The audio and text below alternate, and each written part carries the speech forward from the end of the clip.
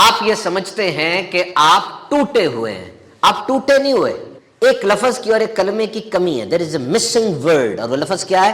استغفر اللہ۔ آپ نے بڑی محنت کر لی ہے، آپ کا دل تھکا ہوا ہے، آپ بہت زیادہ سمارٹ ڈیسیژن میکر بھی ہیں، آپ آگے سے آگے بڑھنا چاہ رہے ہیں، لیکن مصیبتیں آتی جا رہی ہیں، زندگی رک گئی ہے، ترقی نہیں ہو رہی، تھکاوٹ بہت زیادہ ہو گئی ہے۔ And now you whisper، اور آپ سرگوشی کرتے ہیں کہ مسنگ کیا ہے، کیا چیز نہیں مل رہی؟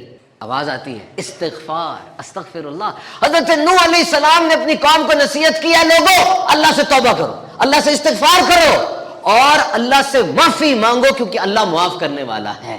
وہ تمہیں مال کے ذریعے، بیٹوں کے ذریعے مدد کرے گا، وہ تمہیں باغات دے گا اور تمہیں نہریں دے گا۔ غور کیجیے ذرا، مال کی اور نعمت کی گارنٹی دی جا رہی ہے، لیکن سخت محنت کا نہیں کہا جا رہا، حالانکہ یہ چیزیں محنت سے آتی ہیں، وہ اپنی جگہ پر مسلم حقیقت ہے، لیکن یہاں پہ اللہ کے نبی کہہ رہے ہیں کہ استغفار کرو۔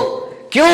جب دل صاف ہوتا ہے نا، برکت کی راہیں ہموار ہو جاتی ہیں۔ دیکھو جنت فرشتوں کے لیے تو نہیں بنی، جنت تو میرے آپ کے لیے بنی ہے، فرشتے گناہ کرتے ہی نہیں، اور ہم کتنے گناہ کرتے ہیں، تو جنت کس کے لیے؟ جو گناہ کرتا ہے اور توبہ کرتا ہے اور استغفار کرتا ہے اور مڑ کے کہتا ہے مالک تیرا ہوں، کیونکہ یہ جو نیک ہوتے ہیں نا، ان کے پاس تو نیکیوں کے بڑے پہاڑ ہوتے ہیں، وہ تو ہو سکتا ہے اپنی نیکیوں کے پہاڑ کے بل بوتے پہ کوئی دعویٰ کر بیٹھے، وہ جو گناہ گار ہوتا ہے اس کے پاس کیا ہوتا ہے؟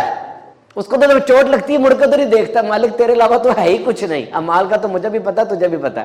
تب رب کی رحمت آتی ہے کہ بندے تو رجوع رکھنا میرے ساتھ، توکل اور قناعت کی دولت حاصل کرو، اللہ سے رشتہ مضبوط کرو، مان لو، اس بات کو سمجھ لو کہ اللہ سے رشتہ مضبوط کرنا بہت ضروری چیز ہے، اٹس ویری امپورٹنٹ۔ نبی پاک صلی اللہ تعالی علیہ وسلم دن میں 100 بار استغفار کیا کرتے تھے۔ مجھے بتاؤ، سید المعصومین ہے، معصوموں کے سردار ہیں، اور دن میں 100 بار استغفار ہے، کیونکہ استغفار صرف گناہ کی توبہ نہیں ہے، یہ درجات کو بھی بلند کرتی ہے، اللہ سے تعلق مضبوط کرتی ہے، اللہ یاد رہتا ہے۔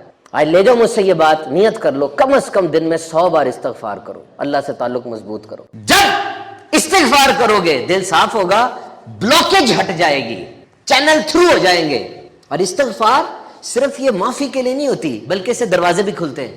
You think that you have been forgotten، آپ سمجھتے ہیں میں بلا دیا گیا ہوں، بلا نہیں دیے گئے، ہاتھ میں دینے سے پہلے دیکھا جا رہا ہے کہ دل صاف ہے کہ نہیں۔